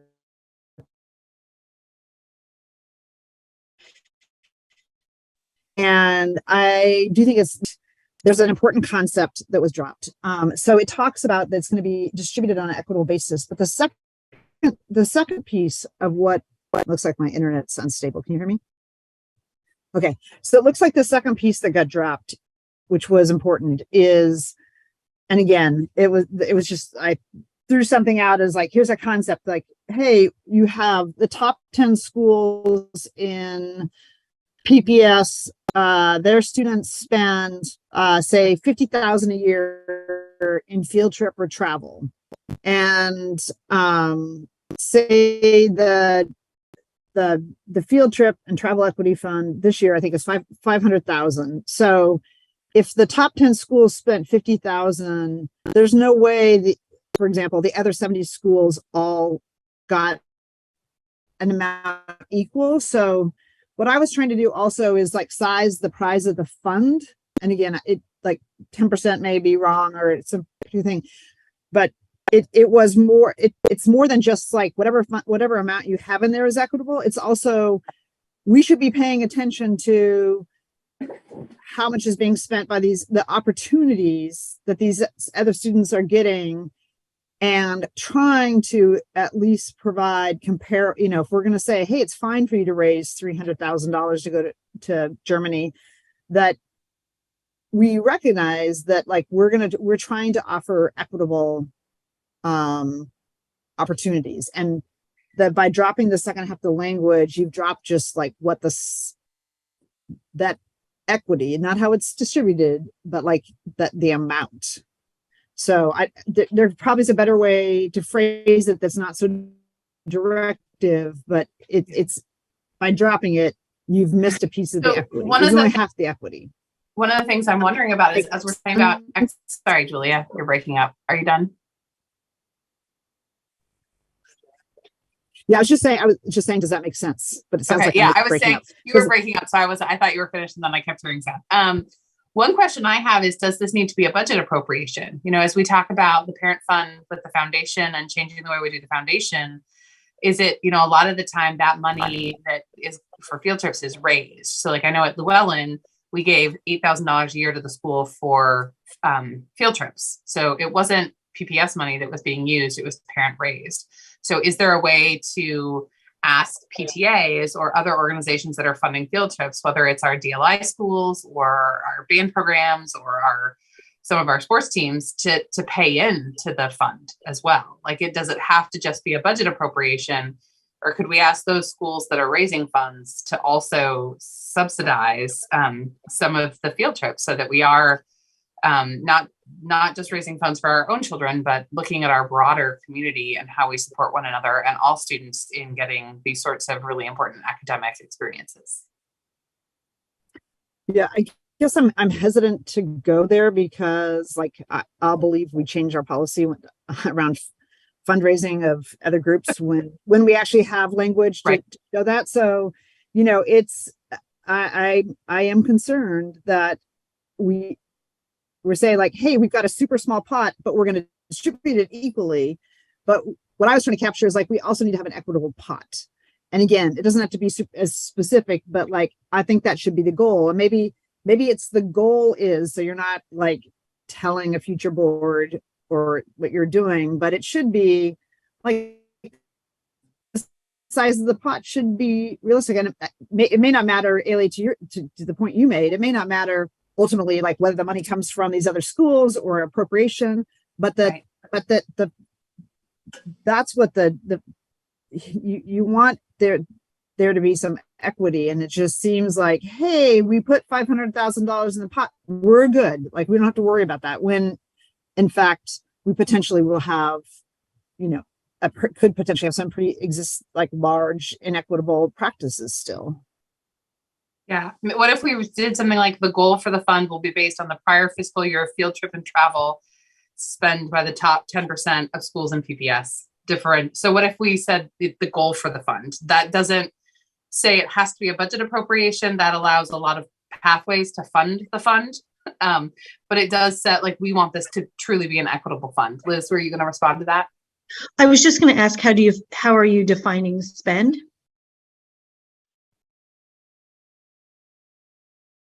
Someone's going to have to do the equation, and I just want to make sure we're clear on what the equation is for spend. Does that include our DLI schools, right? Like, does that include travel for a whole grade to Japan? I mean, that's part of the question, is what are we looking at? Are we talking about, schools going to the pumpkin patch? Or are we talking about some of our more substantial travel that occurs in specialized programs? Are we including that in this, Julia? What were you thinking? I mean, I think so. I mean, I think, a question that's going to come up again is when we approved like these big international trips in 2018 or 19, whenever it was that we made changes the first time, that there was a resolution that the superintendent was directed to come back to the board with every 8th grade student having a capstone experience.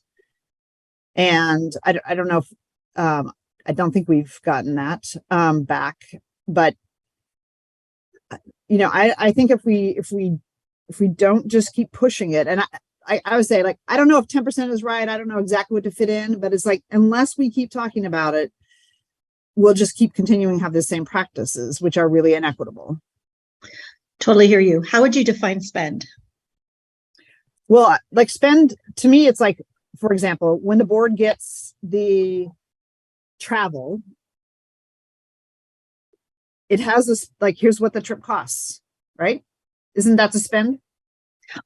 It doesn't include staff time. So when an administrator goes on a DLI trip, is that included or not? I'm not trying to be difficult. I'm just thinking through. I know what happens around here when people try to translate a simple statement into a variety of programs that have a lot of complexity, or I don't know how much we gather cost when it doesn't go to the board. That's actually a question, the pumpkin patch trip that the principal approves. I don't know if that's captured now. So I'm just, again, I'm not trying to add complexity. I'm trying to make sure we are capturing your intent. Well, okay. What I would say is the pumpkin patch isn't going to be contributed because, like, that's not going to probably be a school that is the top 10%. Top 10% schools don't go to pumpkin patches? No. If you're saying, I'm not very sorry to understand. So, Julia, when you say top 10, are you talking about socioeconomic grade point average? Okay, so you take the top 10 that have the top 10 field and trip and travel spend. So okay, based on those. But yeah. I think some schools, I mean, I don't know, do our DLI kids in middle school? I mean, I'm assuming the DLI trips are the most expensive, but, like, let's say Lincoln, right? We had the Lincoln band go to Europe. So if that gets included in the spend, then all of the other Lincoln field trips, which might be to the art museum or to other things that need to be included, right? Because that is the whole of their spend, all of the field trips. Or are you just talking about the big ticket ones, Julia? I say, we don't have to do it this exact way, but there's got to be some sort of measurement, like, hey, like, these, we have very unequal experiences. And I guess I don't quite, and this is probably going to be one of those things where, like, hey, we thought we described it, and, like, it'll need to be. Yeah. Can I take it back to staff who work in the field trip world to help get understanding the objective, which I think we can convey, and then have them translate that into operational language that would make sense in our system in terms of data we have. If it's going to require, an accounting of every field trip at every school across the district to determine which are in their top 10, what is that? Like, let me take it back to the people to help them craft the path, the objective. Is that a reasonable next step? Yeah, and I think that it's not, I mean, I think, Julia, your point is a good one, that we want to make sure this is, like, actually funded, and that there's a number in there that contributes to students of a variety of backgrounds having excellent experiences as part of their educational experience at PPS through things like field trips and travel.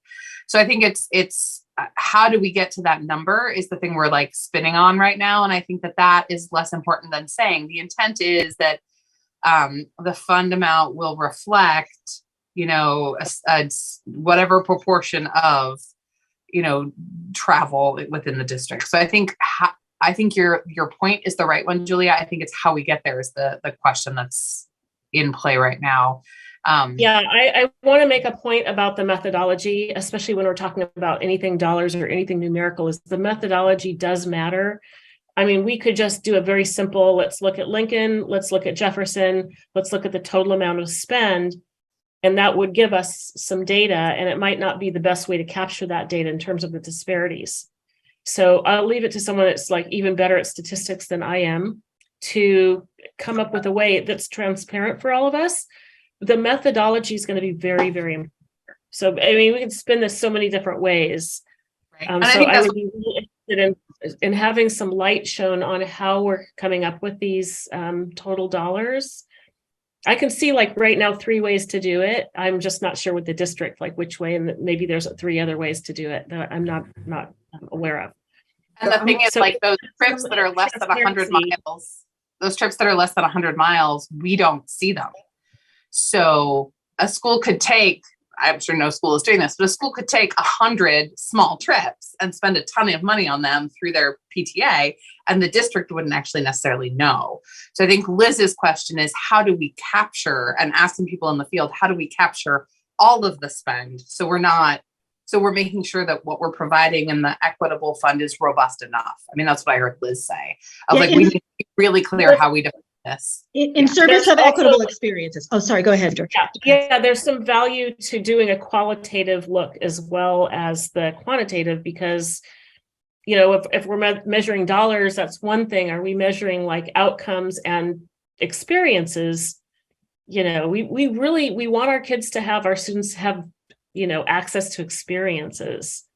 So it's dollars, it's qualitative and quantitative. I mean, I think we need to understand what the methodology is on both of those fronts. So we get at we're able to make better decisions here. I think this is a really important policy. I have a couple comments. One is, how did we come up with the 500,000 that we gave the first time? Was there some kind of quantitative measure that we came up with the 500,000, or we just say, oh, well, we're just going to say 500,000? I just put 500,000 and I'm happy to share what I came up with, and it's sort of going to follow. Hold on. Did you say you put in 500,000 of your own money? Is that what you said? No, I just put the number. I just put the number of 500,000. 500,000 in. I was joking. Gotcha. I think I gave her 500,000 in volunteer hours though. Okay. And the other thing, the main thing is, when we're looking at this policy, I guess I'm looking at how to distribute it, right? If we're talking about equitable, what do that mean?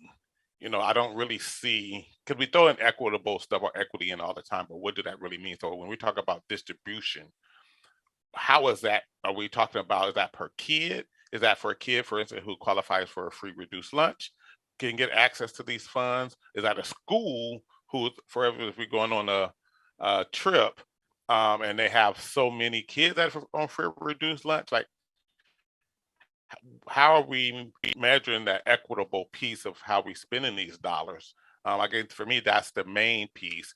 And then the second would be how to, what kind of funding mechanism we use for that. All right, so I feel like we haven't landed the plane on this yet. I need to send it back from somewhere at work. Julia, yeah, and I think Frankie's screen is dark, so I don't know if they're there, but go ahead, Julia. So I have a little bit different take on this than I normally would on normal things, which is, to Gary's question, like, how do we come up with 500? It's like, okay, the current system is completely inequitable and not transparent. So 500 was like, hey, this is a marker to move us to like getting on the path. And so, I guess I would be an advocate of better versus perfect.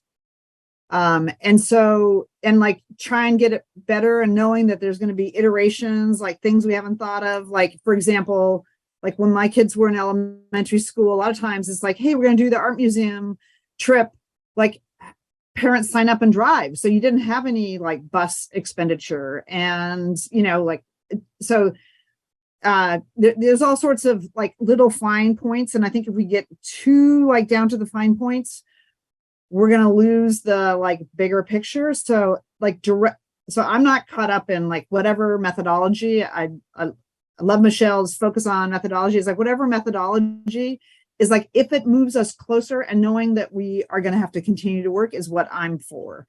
But I'm not going to get but I don't want to lose that concept of the size of the pot somehow being an equity component to it, which is what makes it challenge. If you take out the second part of the language, you lose that piece of it. But I'm not caught up on the 10% or how we define spend, but let's directionally get going in the right direction and not forget that the size of the pie really makes a big difference, not just how we divide it. Yeah, no, I agree. I guess my question is how we divide it. Is that a policy? Would that go in policy, or would that go into, so as I'm learning about the whole policy and AD stuff. So I guess that's my question. If we talk about like how we distribute it equitably, is that more of a policy or is that something else? I think that would, go ahead, Liz.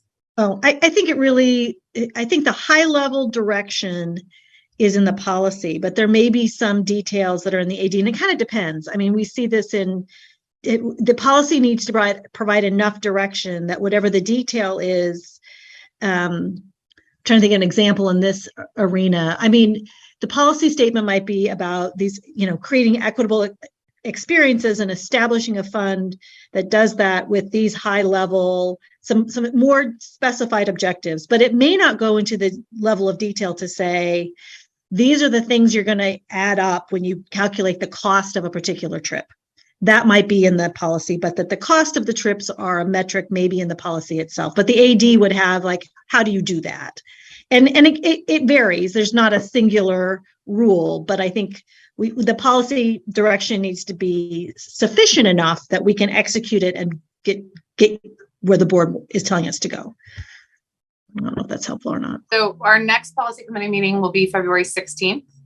And then the deadline for the meeting materials is the 20th. So I think we could it sounds like for the most part, we're cool with the language, the staff this is what I love about the policy committee is someone has an idea. Like we discussed this at the last policy meeting. Julia ran with the writing something up because it's really hard to write something as a committee in the middle of the meeting. And then staff responded. Now we're all responding to staff's response to the idea Julia wrote down from the idea we all had. And we just like continue to make each other better. Like this is the part I love best about being on the school board is all of us together make each other better. And it's amazing.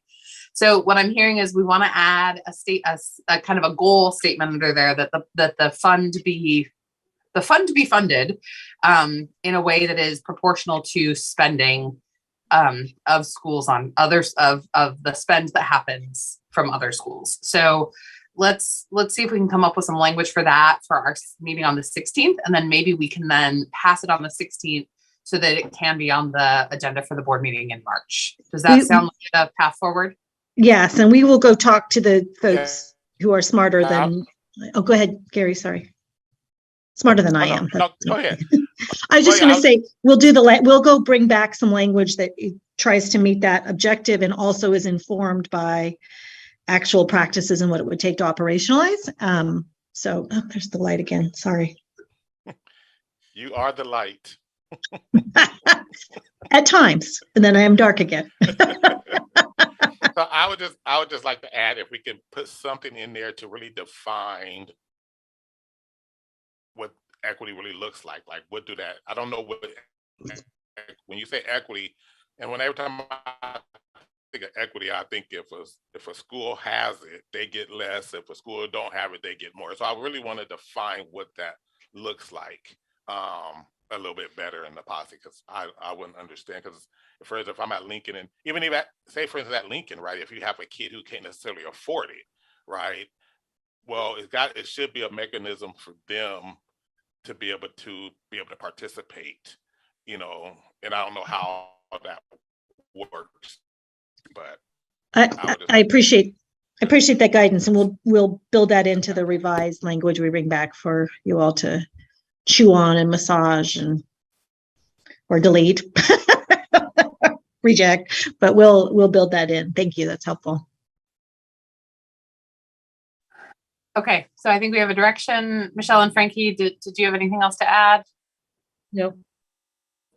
I'm going to be leaving shortly to go get my car. So I'll sign off now. Nice to see everyone. Thanks. All right, thank you, Michelle. We now have our religious holidays policy to check in on. Anything there? Any updates? No, I mean, there isn't a policy. There's the practice. So we've had communications with Marshall about setting the PIL schedule.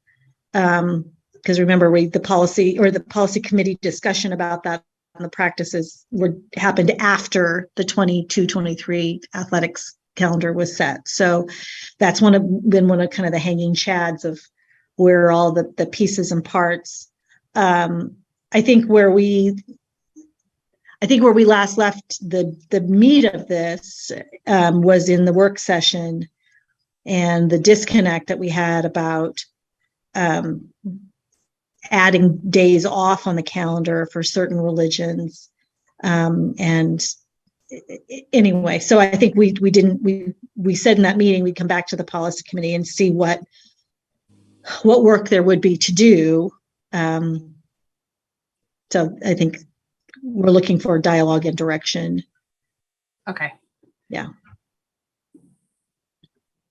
So I feel like you and I had a conversation about this. The direction we're asking is that our students asked us specifically about Yom Kippur and Eid that's right now in the spring, Eid most. But there's two Eids, the one that's the bigger celebration. And what I'd like to have staff do, if the policy committee is in agreement, is to have staff look at what would it take to have those as days off school. I mean, there's an economic issue there. There is a religious freedom issue there, and we are a public entity, and so we can't endorse any religion. So I think there's just a conversation of what, given that that's what students asked for in public testimony, to at least explore that, and then to look at it. I know from a policy, then if we have to decide like those, how do we say these are the days we take off school, right? Like, is it the largest religious groups? Andrew's point about, do we even consider religion? Those are good. What's scary?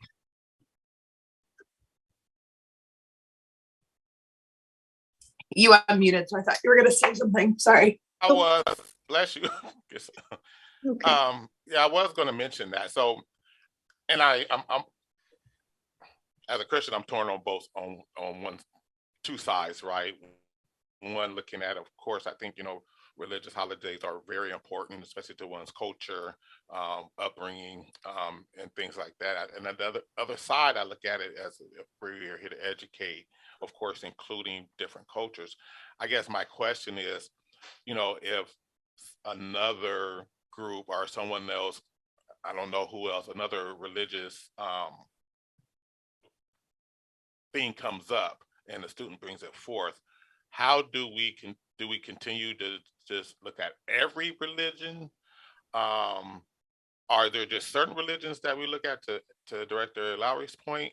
Like, how do we really manage that piece, on a regular basis? So what I would say, Director Harlins, is constitutionally, the way you select those holidays has to be religiously neutral, which is a little hard to wrap our heads around, but that's because as a public entity, PPS can't favor or choose one over the other without a non-religious criteria for doing so. So when we selected the holidays that would be noted, not closures, but noted on the PPS calendar, we looked at a population threshold in Multnomah County, a religious population threshold. And if it was 1% of the population or more, we included it. And if it wasn't, we didn't. And that's not the only way you could do that, but it has to be without regard to the religion itself. So it creates, it's not a straightforward proposition where you can just say, well, I think we'll do Yom Kippur, but nothing else. Like you have to have a reason to do it that you can justify as a public entity. I guess I'm really, thinking about that when we talk about days off, right? If we're like, I'm gonna just use Christmas for instance, right? Well, if I'm not a Christian and it's, we're taking days off for this time, then are we imposing on other kids or not? But I do think recognizing them, I think that is awesome, because I think in an educational sense, if we are recognizing them and hopefully teaching about it, I think that is a good thing, I guess. So can we make our policy be if people request that we look at taking it as a day off?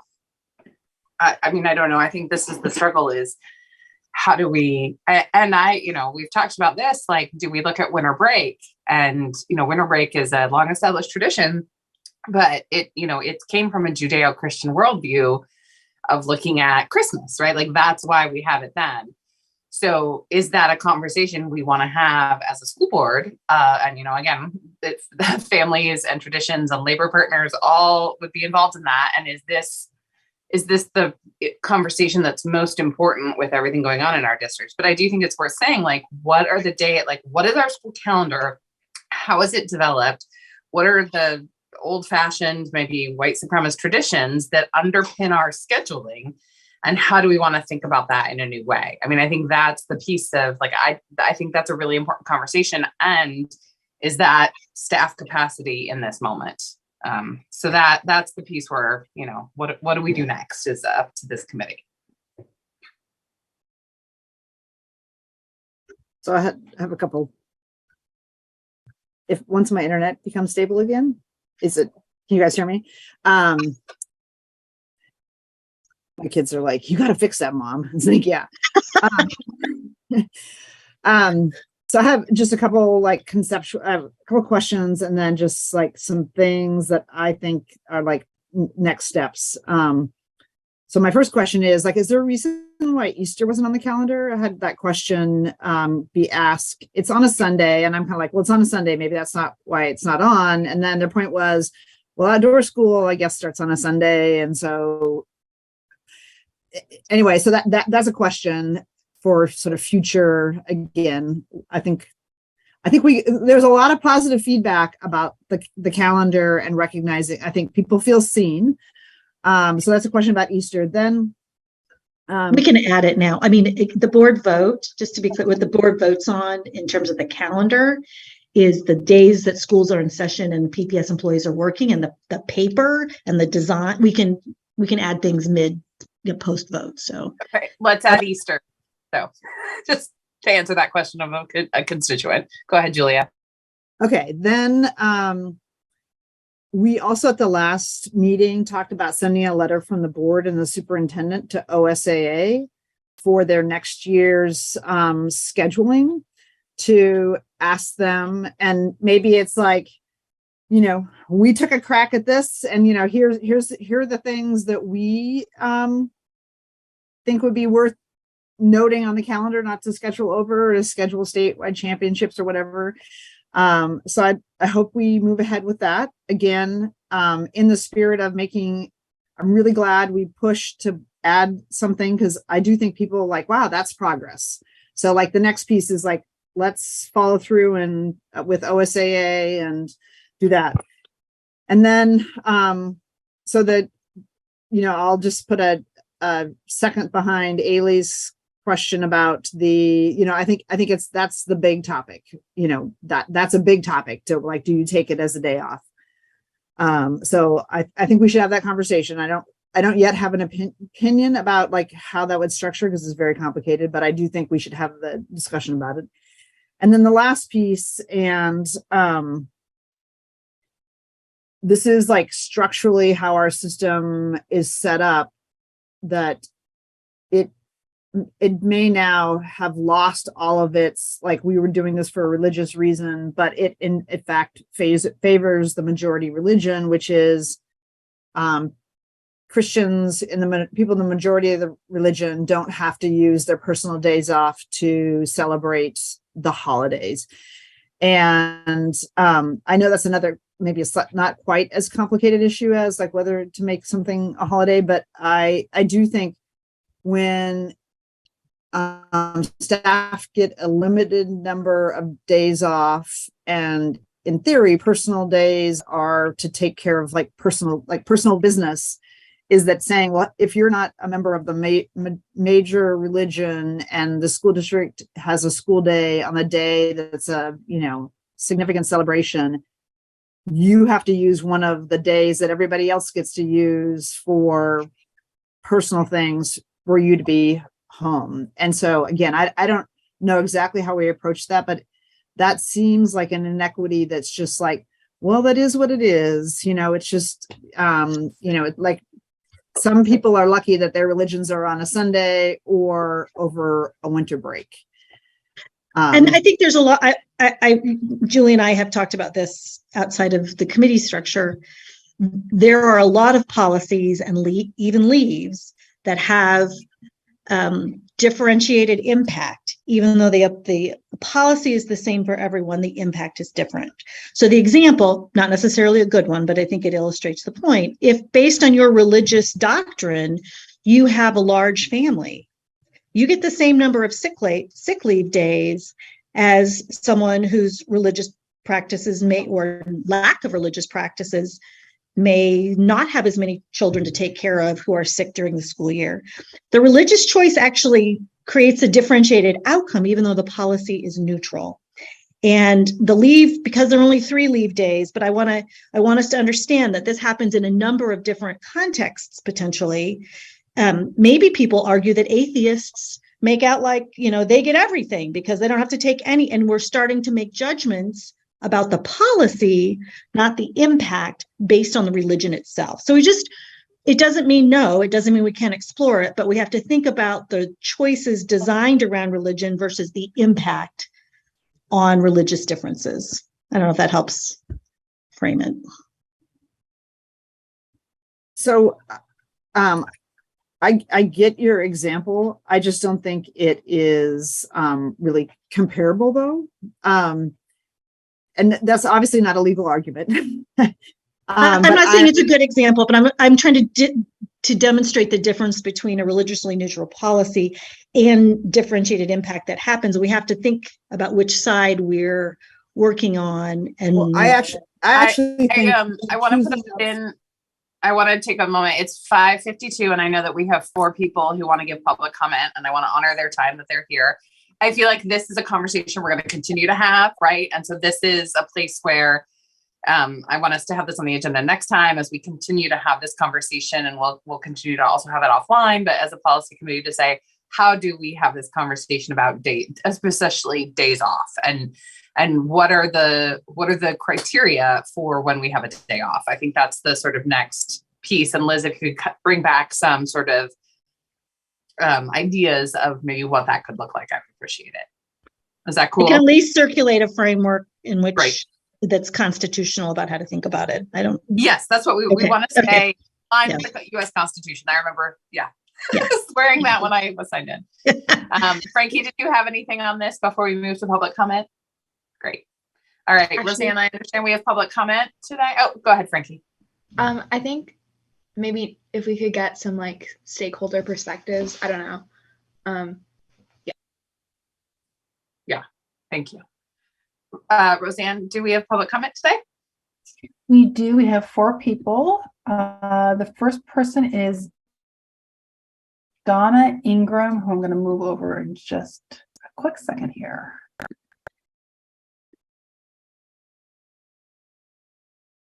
Okay, she should be, here she is. Welcome, Donna. If you could please state your name and spell your last name, and then you have 2 minutes and you'll hear the timer. And we ask that you, when you hear the timer, quickly wrap up your comments. Yes, of course. Thank you so much. My name is Donna Ingram, Donnaingram, she, her. I have 3 students at Reiki Elementary. I'm a professional fundraiser and I lead fundraising at Reiki. I'm committed to public education and support our equity funding model. I'm worried about the changes to local school foundations and the impact to all students in PPS. So what would it take to move fundraising for staff from LSFs to the fund for PPS? Currently, the fund has 1 part-time staff member and 4 volunteer board members. Revenue for fiscal year 21 was 1.1 million. LSFs engage hundreds of parent volunteers to raise an average of 3.3 million annually from local communities. For the fund to assume this goal, it would need to raise 4.5 million, including at least 10% for administration cost, a low estimate. How would we get there? San Francisco ISD and its foundation are a good comparison. Based on their foundation, we would need 7 staff and a robust board of 20. We would need a 5-year plan with pre-established partnerships and plans to steward donors from $10 to $500,000 at least. PPS and the fund would need to convince LSF donors to trust the district and choose the fund over other organizations. Most LSF donors have a connection to the school and its families. Removing this grassroots component will most certainly result in fewer dollars raised. Growing the organization from 1 to 4 million is tremendous work. Some have suggested that we give each school 100,000. This would require raising 8.1 million for staffing alone. I want us to have a plan that is attainable. I leave these few questions for you to consider. What are the board's revenue goals and plans for the fund? Who are the major donors who will support staffing? How much appetite exists among LSF donors and volunteers to support the fund instead? This is a critical question that must be answered before we make foundational changes to our current structure. Thank you so much for letting me take this time. Thanks, Donna. Appreciate it. Roseanne is our next public commenter. Yes, it is Elizabeth Savage.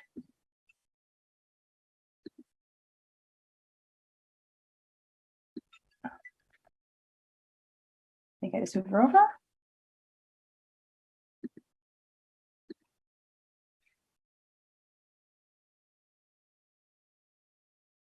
Okay, I see her.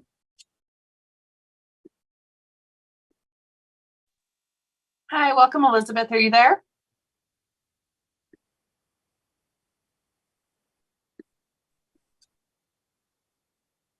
I'm sorry, I'm working on, I apologize here. That's okay. Technology is still fun. It is so fun. Okay. Can you hear and see me? Yeah. So I hope that didn't cut into my time. No, that's okay. When you begin, if you say your name and then spell your last name for us, and you'll have 2 minutes, you'll hear the timer go off. And at that point, we ask you to quickly wrap up your comments. Thank you very much. Elizabeth Savage, SAVAGE, Access Academy mom, foundation president, former teacher, and current attorney. Under the current model, designated schools receive twice as many dollars per student, which is great. But for those that are underfunded, foundations fill a very small fraction of that funding gap. Access has no vice principal, no language instruction. We lack adequate staffing to accommodate our many neurodivergent students. This impacts not only their education, but their basic physical safety. We're told that paying for even a few hours of that support is inequitable. But how? The only meaningful impact that this proposal will have is one of detriment, not only to the students and the teachers at our school, but district-wide. Last time I checked, money was short in supply, and this plan would eliminate money to foundations that the foundations raise for the fund for PPS. And there's no meaningful plan to put that back in. As a former teacher, I grieve for those who struggle to do their jobs in a system that fails to provide them with adequate support, that saddles them with class sizes that make effective instruction nearly impossible, as shown by research. I'm confused as to how decreasing the quality of any child's education increases equity district-wide. A net detriment to all with a benefit to none is not equity. It's the act of creation of harm. Finally, I would ask that this board examine the racist underpinnings of a phrase that is being bandied around a lot, buying teachers. That phrase co-opts the language of slavery, and it trivializes the atrocities of our nation history. Teachers are not bought and sold. Principals are not slave owners. These are hardworking, brave, and generous public servants who are struggling to make their school successful, despite being deprived of the basic funds they need to do so. If you eliminate foundations, you demonstrate that your priority is not our schools, but a symbolic gesture in the name of equity, the effect of which is not equity, but to make a bad situation worse for all. Thank you. Thank you for your testimony. Ms. Powell, who's our next speaker?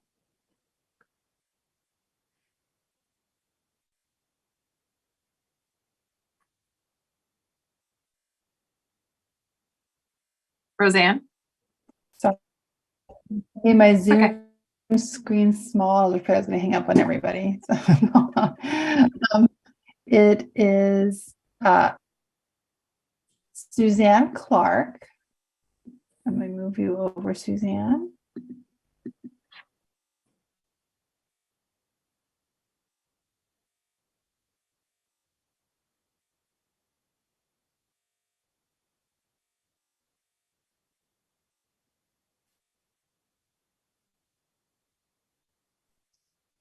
Hi, Suzanne. Welcome.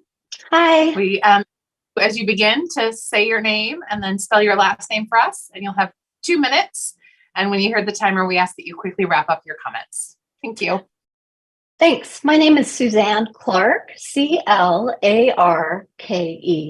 My pronouns are she, her.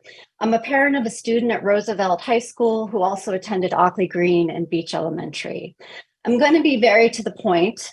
The foundation reform effort is about redrafting a policy that is unjust and racist by design and circumstance. The district's budget allocation decisions are not, nor should they ever be, calculated against projected parent fundraising dollars. And it is not accurate to say that you support equity when it's only if the circumstances are such that you can be an active or even passive recipient of a policy that enables only some schools to purchase FTE, especially when the schools that are able to purchase that FTE have the highest achievement outcomes. In 2023, PPS schools remain segregated. Classrooms within our schools are segregated. I hope you all read the incredibly well-researched news article by PPS student Oscar Ponteri for the Franklin High School newspaper. Oscar wrote, fundraising disparities can even be traced back to redlining of Portland neighborhoods, most notably the top foundation earner from 2021-2022, Dunaway Elementary, resides and draws students almost exclusively from green-lined area in a 1938 redlining map, a designation that excluded people of color on the basis that the neighborhood had a high concentration of homogeneous, white, higher income families. Local school foundation fundraising detracts parents from our focus on repairing the budget hole. Our parent organizations must unite to build support for an increase or an elimination of the local option levy cap, or reforming the kicker, or demanding Salem increase funding for our schools to adequate levels. We would make far greater strides in locking in teaching positions and freeing parent time and resources to build up our communities in other brilliant ways. The survival of PPS depends on it, and a healthy, diverse democracy depends on the survival of public schools.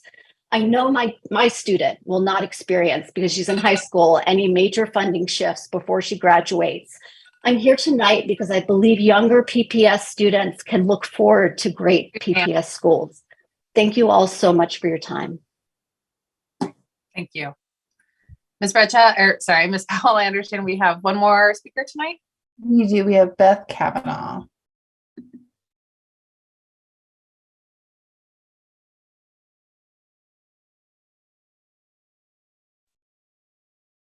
Hi, welcome, Beth. Invite you to say your name and spell your last name for the record, and you'll have 2 minutes, and ask that when you hear the timer go off, you quickly wrap up your comments. Thank you. My name is Beth Kavanaugh. That's C-A-V-A-N-A-U-G-H. I use she, her pronouns, and I'm the parent of students at Hosford Middle School and Cleveland High School. In preparation for discussions of potential revisions to the foundation fundraising and parents in the school policies, and to better understand various proposals, the group that I have been working with on this advocacy, Reform PPS Funding, has created a modeling tool in Excel using the publicly available PPS data that we've compiled over the last several years. The tool includes the ability to adjust certain parameters to see the funding implication of changes at the district and individual school level for both a district-wide approach to fundraising, as well as a continuation of the current approach, but with different parameters, such as the required PPS parent fund contribution level, the exempt amount, potential shifts in overall contributions, or tiered contributions, such as the proposal submitted by Friends of Lincoln and other on behalf of several foundation leaders at the December 6th work session. It's important that board members understand that the proposal submitted by Friends of Lincoln makes little impact on distributed funds and no impact for the vast majority of PPS schools, as As identified by Oscar Ponteri in last week's powerful piece in the Franklin High Post, the resulting increase to overall dollars contributed to the fund based on last year's fundraising would have been just over $8,000. On December 22nd, Kara Haskey, my colleague who developed the tool, and I met with staff from PPS's Strategic Partnerships Department to provide a demonstration and copy of the modeling tool. Earlier this week, we extended the same invitation to board members so that you can quickly evaluate the financial impact of a range of possibilities. My belief, although Kara would have to confirm, is that this tool could also be adapted to evaluate other fund sharing opportunities, like for PTA dollars or the field trip fund mentioned earlier in this meeting that was discussed. Our hope is that this could allow for more effective discussions and increased time to focus on the impact of the current fundraising model in our community. Please reach out to schedule a meeting. We look forward to talking with you.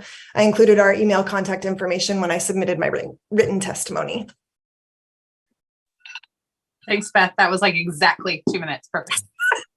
I always love people like, and everyone tonight has been really great all the time, but I always love the person who's like says their last word right as my alarm rings. It's like not my first rodeo. I know. So appreciate that. I think that was all for Ms. Powell. Is that correct?